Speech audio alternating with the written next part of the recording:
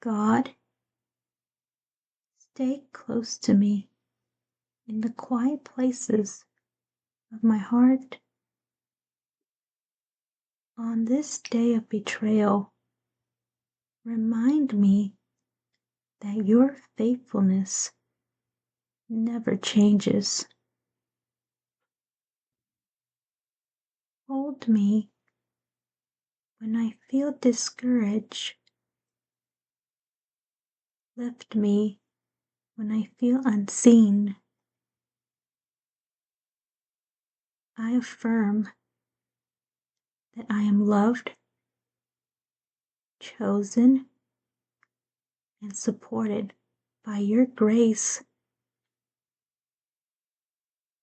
Keep my spirit steady and my hope alive. Amen.